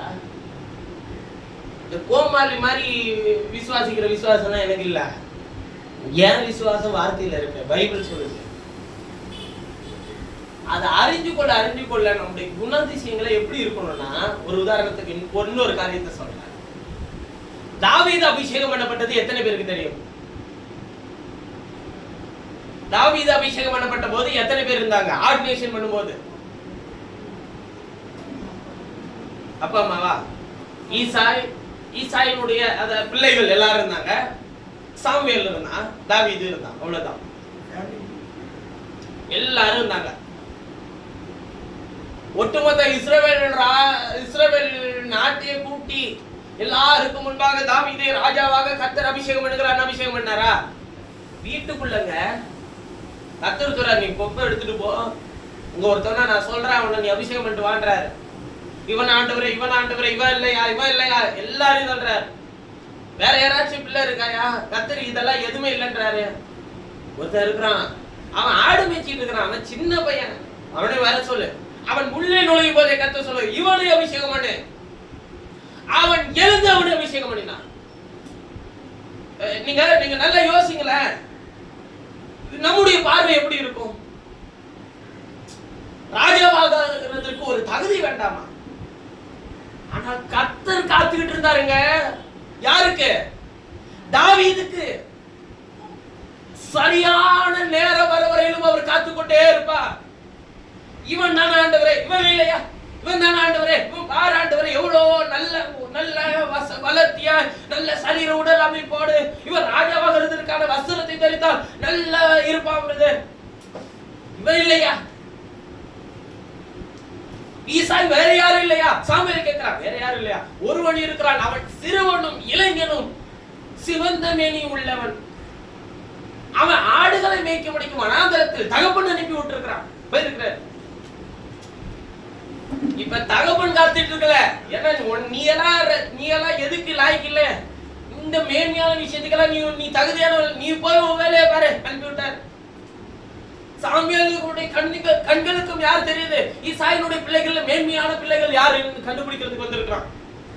ஆனா யார நீ வேணான்னு சொல்லி அனுப்பி விடுறியோ அவன் உள்ள நுழையும் போதே சொல்ற, இவனையே அபிஷேகம் பண்ணு. என்ன அற்புதமான தருணம் தெரியுங்களா? இப்ப நல்ல கவனிச்சுக்கோங்க, அபிஷேகம் பண்ணியாச்சு. எத்தனை பேருக்கு தெரியும்? உங்களுக்கு மட்டும்தானே தெரியும். இஸ்ரவேல் சபை எல்லாருக்கும் தெரியுமா? தெரியாது. அபிஷேகம் பண்ண ஆண்டவருக்கு தெரியும்ல, இவனை எங்க அடையாளப்படுத்தணும்ன்றது தெரியும். அதுக்கு தகப்பன் கையிலேயே அதிரசத்தை வாங்கிக்கிட்டு தன் சகோதரர்களை விசாரிக்க தாவீது போக வேண்டியதா இருந்தது. இந்த வேலை அற்பமான வேலையா இல்லையா? அபிஷேகம் பண்ணப்பட்டவன் என்ன வேலை செய்யணும்? அபிஷேகம் பண்ணப்பட்டவன் என்ன வேலை செய்யணும்? சிங்காசனத்துல உட்காரணும், ஜனங்களை நியாயம் விசாரிக்கணும். எந்த வேலை செய்தான்? அபிஷேகம் பண்ணப்பட்டவன் விசாரிக்கும்படிக்கு போகிறான். எதை எடுத்துக்கிட்டு? அதிரசங்களை. அற்பமான வேலை. நம்ம நிறைய நேரத்துல கர்த்தர் நம்மை அபிஷேகம் பண்ணி இருக்கிறார், உண்மைதான். ஆனால் நீங்க செய்கிற வேலையை நீங்கள் அவ்வளவு அற்பமா நீங்க நினைச்சீங்கன்னா கர்த்தர் உங்களை அடையாளப்படுத்தவே முடியாது. நான் மறுபடியும் சொல்றேன், அது என்ன வேலைனாலும் இருக்கட்டும், அது குடும்பத்துல கொடுத்த பொறுப்பா இருக்கட்டும், வேலையா இருக்கட்டும், என்ன வேலைனாலும் இருக்கட்டும், அதிர்ஷ்டங்கள் எடுத்துட்டு போனாங்க. அவன் நினைச்சு போனானா நான் கோலியாத்தை வீழ்த்திட்டு வரேன், அங்க என்ன நடக்குதுன்னு எனக்கு தெரியாது. நீ செய்யற காரியம் எப்படிப்பட்டது என்பது உனக்கு தெரியாது. அபிஷேகம் பண்ணப்பட்டவள் கொடுக்கிற அந்த நாளில் நியமிக்கப்படுகிற எல்லா காரியத்திற்கும் தன்னை உடன்படுத்திக் கொள்கிறான். இதையா நான் செய்யணும் அப்படிலாம் ஒதுங்கல போல, எல்லாவற்றுக்கும் தன்னை உடன்படுத்திக் கொள்கிறான், போகிறான். அந்த தாழ்மை தாங்க வேணும் இருந்தது. அதனாலதான் கர்த்தர் அவனை அபிஷேகம் பண்ணார். போனா அதிர்ஷ்டத்தை கொண்டு போகும்போது பார்த்தா ஒரு ஆச்சரியம் அவன் கண்ணு முன்னாடி நினைச்சு பாருங்க. இஸ்ரவேலின் தேவனை நிந்தித்து தூஷிச்சிட்டு இருக்கிறான். யாரு? ஒருத்தவன், ஒரு சத்ரு, ஒரு கோலியாத்.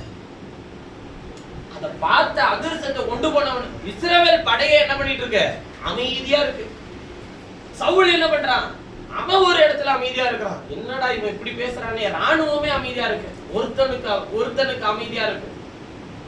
ஆனா அதிர்ஷ்டம் கொண்டு போன ஒருத்தவனுக்கு பொறுக்கம் இல்ல. என்ன? எதை பொறுக்கம் இல்ல? ஒரு விருத்த சேதனம் இல்லாத ஒரு பெலிஸ்தியன் இஸ்ரவேலின் தேவனை தூஷிக்கிறதை நீ பார்த்துட்டு எப்படிடா சும்மா இருக்கிறீங்க? அதுக்கு சகோதரர்கள்லாம் சொல்றாங்க, தாவீதே வீட்டுக்கு போயிரு, வேலை முடிஞ்சிச்சா, என்ன பண்ண, வீட்டுக்கு போ. ஆனால் கர்த்தர் அவனுக்குள்ளே போனார். அபிஷேகம் என்பது என்ன? ஆவியாய் இருக்கிற தேவன் ஒரு மனுஷனுக்குள் தங்கி வாசம் பண்ணுவது அபிஷேகம். பூச்சில் போடுவது, குழப்பம் போடுகிறது இல்ல, தேவன் அவனுக்குள்ளே இருத்தல், அதான் அபிஷேகம். அவர் உங்களுக்குள்ளே இருந்தால் அவர் உங்களுக்கு போதிப்பார். தாவீது போகாதே, இந்த விருத்த சேதனம் இல்லாத பெலிஸ்தன் உனக்கு முன்பாக ஒன்றுமே இல்லை. நேரா போனான், சவுல்கிட்ட போனான், ராஜாட்ட போனான். இந்த விருத்த சேதனம் இல்லாத பெலிஸ்தனை கொன்று போட எனக்கு உத்தரவு வேண்டும். உடனே அவன் என்ன பண்றாங்க, அவன் சொந்த மூளை பயன்படுத்துறான்.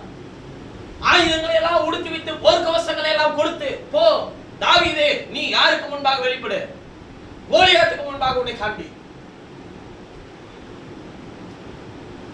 நல்ல விளங்கிக்கோங்க, தாவீது தன்னை காண்பிக்காங்க போல, தாவீதுக்குள்ள இருக்கிறவர் யார் என்பதை காண்பிக்க அவனை அவர் நடத்தி கொண்டு போனார்.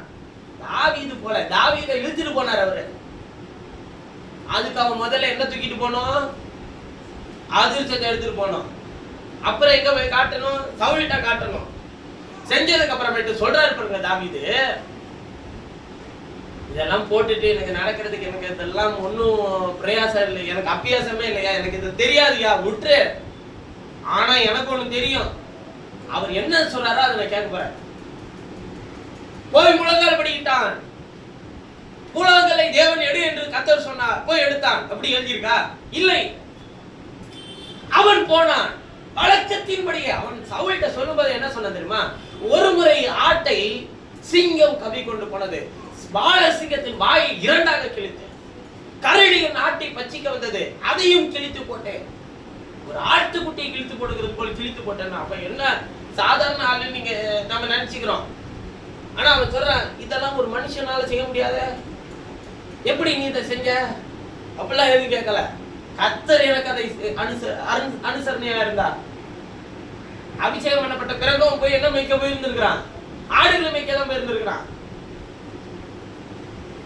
உன்னை அடையாளப்படுத்துகிறதுக்கான நேரம் வருகிற வரையில் நீ செய்ய வேண்டிய வேலையை செய்து கொண்டே இரு. நம்பிக்கையை அறிக்கையிடுகிறதில் தைரியமாயிரு, உன் நம்பிக்கையை அறிக்கையிடுகிறதில் உறுதியாயிரு, அசைவில்லாமல் உறுதியாயிரு. சகோதரர்களுக்கு முன்பாகவோ, சவுலுக்கு முன்பாகவோ, கோலியாத்துக்கு முன்பாகவோ எங்கேயாச்சும் அசைஞ்சு கொடுத்து பேசணும் தாவீது இல்லை. கோலியாத்துக்கு முன்னாடி போய் நிக்கிறான், ஒரு தடியோட கவனோட போய் நிக்கிறான். கோலியாத்து பார்த்து கேட்கிறான், நீ தடியோடு வர்றதுக்கு நான் என்னடா நாயா? அந்த அற்பமான பேச்சு தான் நமக்கு தேவை. நமக்கு தேவைன்ற விட நமக்குள்ள இருக்கிறவருக்கு தேவை. அது நீ எவ்வளவுக்கு எவ்வளவு ஒருத்தன் அப்படி பேசுறியோ அவ்வளவுக்கு அவ்வளவு அவனுக்குள்ள இருக்கிறவர் அவனை பலப்படுத்திக்கிட்டே வந்துட்டே இருப்பார். அந்த விசுவாசம் நமக்குள்ள இன்னுமே வரமாட்டேங்குது. வச்சுட்டான் பிரதர், சொல்லிட்டான் பிரதர், வச்சுட்டான் பிரதர், இப்படி சொல்றாங்க பிரதர், அப்படி பண்றாங்க பிரதர். என்ன என்ன பேச பேச பேச உன்னை பலப்படுத்தி கொண்டே உனக்குள்ள இருக்கிறவர் இருப்பார். நீ அதல்ல, நான் உன்னோடு இருக்கிறேன். நீ அதல்ல, உன்னை நான் இப்படி நடத்துவேன். நீ அப்படிப்பட்டவன் அல்ல, நான் உனக்காக இருக்கிறேன். காவலிலே அவன் பேசிக் கொண்டிருந்த வேலையிலே கல்லை எடுத்து சுற்றி எறிந்தான். அதை கொண்டு போய் நெத்திப்பட்டுல சேர்க்க வேண்டிய பொறுப்பு யாருடைய வேலை? ஆண்டவரோட வேலை. அதை செஞ்சிட்டார் அவர். அதோட செஞ்சுட்டு பேசாம அமைதியா இருந்துடக்கூடாதுங்க. அவன் பட்டயத்தை எடுத்து அவன் தலையை வெட்டி கொண்டு வந்து நிறுத்திடணும். நிறுத்திட்டு சவுல் கொன்றது 1000, தாவீது கொன்றது 10000. தாவீது சொன்னானா? சவுல் சொன்னானா? இல்ல, ஜனங்கள் முறைமுறையாக பாடுங்க. நம்மை அடையாளப்படுத்துகிற நேரம் வரும். அந்த நேரத்துக்கு வரையிலும் நீங்கள் பெற்றுக்கொண்டிருக்கிற நம்பிக்கை குறித்து அசைவில்லாமல் உறுதியாக அதை என்ன பண்ணணுங்க? அறிக்கையிட்டுக் கொண்டே இருக்க வேண்டும். நேரம் வரும், கர்த்தர் அதை தருவார். நேரம் வரும், அதற்கேற்ற பலத்தையும் கிருபையும் பெற்றுக்கொள்ள வேண்டியது நம்முடைய வேலை. தர வேண்டியது யாருடைய வேலை? ஜெயம் கர்த்தருடையது, சுகம் கர்த்தருடையது, ஆரோக்கியம் கர்த்தருடையது. ஆனா நான் புசிக்க மாட்டேன்னு சொல்லக்கூடாது. நாம புசிக்கணும். பலத்தை தரது யாரு? நான் மருந்தே உட்கொள்ள மாட்டேன். நான் என்னுடைய விசுவாசத்தினால் அந்த வியாதியை நான் ஜெயிப்பேன். இளையாத்தில பிசிந்தைகளும் இல்லையோ, யூதேயாவில் என்ன இல்லையோ, ரணவைத்தியர் இல்லையோ. ரணவைத்தியர் யாருன்னு தெரியுங்களா? சர்ஜன். ஆங்கில வேதாகமத்துல சர்ஜன்லாம் இல்லையா? அப்ப அதுவும் தேவை. ஆனா சுகம் யார் தான் தர முடியும்? கர்த்தர் தான். ஜீவனுக்கு அதிபதி அவர் தான். நீ வாழணும்னு முடிவு பண்ணிட்டாருன்னா உனக்கு என்ன பிரச்சனை வந்தாலும் சரி, அதுல இருந்து உன்னை மீட்டு கொண்டு வர தேவன் ஒரு நிமிடம் போதும். அதே நேரம் நீ இந்த தேகத்தை விட்டு பிரியறதுக்கான சரியான தருணம் வந்துருச்சு அப்படின்னு முடிவு பண்ணிட்டாருன்னா உனக்கு சின்ன ஒரு கொசுவை வச்சு கூட வேலையை முடிச்சுட்டு போயிடுவான். அந்த ஜுரத்தை அவன் கண்டுபிடிக்கிறதுக்குள்ள அந்த கொசுவை தேத்தரும் கடிச்சு நீ செத்து போயிடுவான்.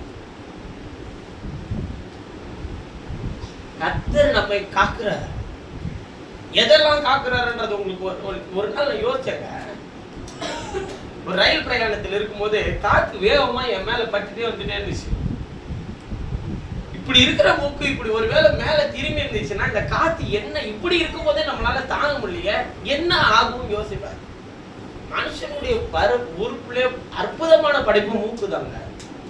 நீங்க அவ்வளவு சாதாரணமா நீங்க நினைச்சிட்டு போயிடுங்களா? நீங்க வீட்டுல போய் உங்க கண்ணாடியில போய் பாருங்க, அற்புதமான படைப்பு. அதெல்லாம் நிறைய பேர் கண்டுக்கிறது கூட கிடையாது. ரெண்டு விதமான விஷயத்தை கத்துறதுக்குள்ள வச்சிருக்கிறாங்க. உணவு குழாய்க்கும் இதே மூச்சு போகும், ஜீவிக்கிறதுக்கும் இதே மூச்சு அதுக்குள்ள போகும். ஒற்றுன்னு போயிடுச்சுனாலும் அது இதுலயே என்ன பண்றோம், போய் சேர்ந்துடும். அற்புதமான படைப்புங்க அது.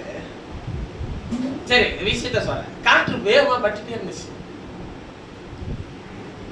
காற்றில எத்தனை விதமான வியாதிகள், எத்தனை விதமான சூழல்கள் இருக்கிறது.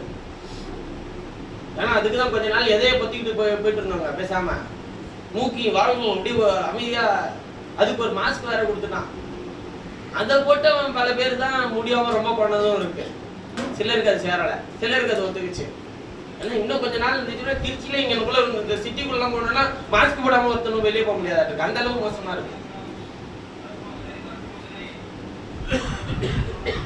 சென்னையில எல்லாம் நீங்க இப்ப நல்லா குளிச்சுட்டு நீங்க சிட்டிக்குள்ள போயிட்டு திரும்பி வந்தீங்கன்னா திரும்பி குளிக்காம வீட்டுக்குள்ள போக முடியாது, கருப்பா இருப்பீங்க.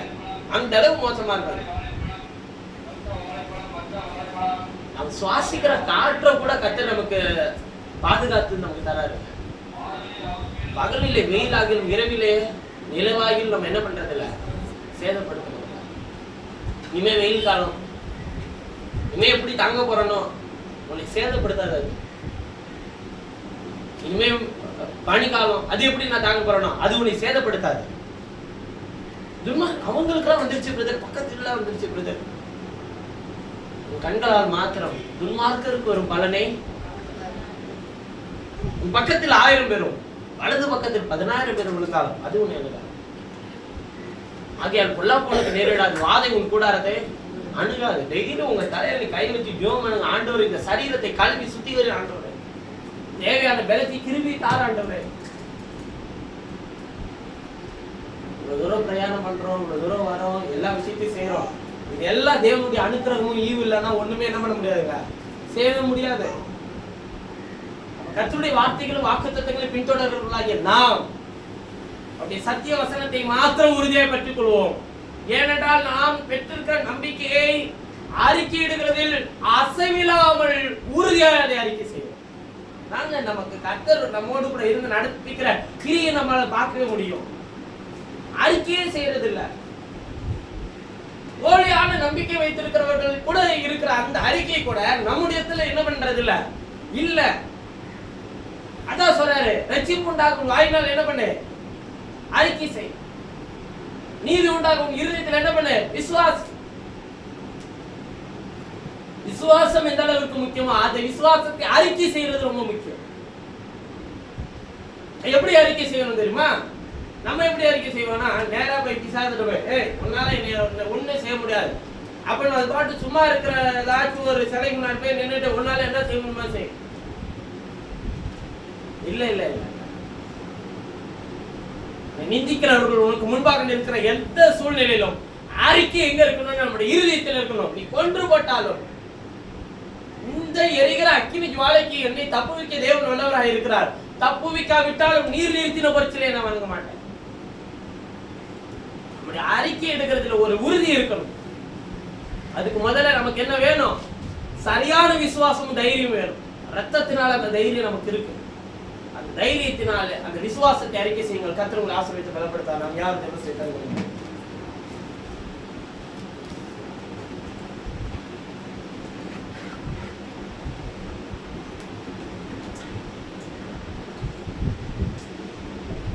எங்களை சீக்கிரங்கள் பரலோக பிதாவே, ஆசீர்வதித்து கொடுக்கப்பட்ட இந்த அற்புதமான இந்த நல்ல காலை வேலைக்காக மதியான வேலைக்காக மக்கள் நன்றி செலுத்துகிறோம். நம்பிக்கை அறிக்கை எடுக்கிறதில் ஒரு உறுதியான விசுவாசத்தை எங்களுக்கு தாரும். மனிதர்கள் என்ன நினைத்தாலும், என்ன அவமானப்படுத்தினாலும், என்ன பேசினாலும் எங்களை ஆசீர்வதிக்கிறது நீர்தான், எங்களை வழிநடத்துகிறது நீர்தான், எங்களோடு கூட இருக்கிறது நீர்தான் என்பதை நாங்கள் முதலாவது அறிக்கை செய்தால்தான் எங்களோடு கூட இருக்கிறவர்களும் அதை அறிக்கை செய்ய முடியும். எங்களுக்கு அப்படிப்பட்ட விசுவாசத்தையும் நம்பிக்கையும் தைரியத்தையும் எங்களுக்கு தாரும். உடைய சித்தத்தின் பாதையில நடக்கவும் உடைய வசனத்தின் வெளிச்சங்களை பெற்றுக்கொள்ளும் எங்களுக்கு நீர் அனுக்கிரகம் பாராட்ட வேண்டும் நாங்கள் ஜெபிக்கிறோம். சகலத்தினுடைய பாத்திர சமர்ப்பிக்கிறேன்.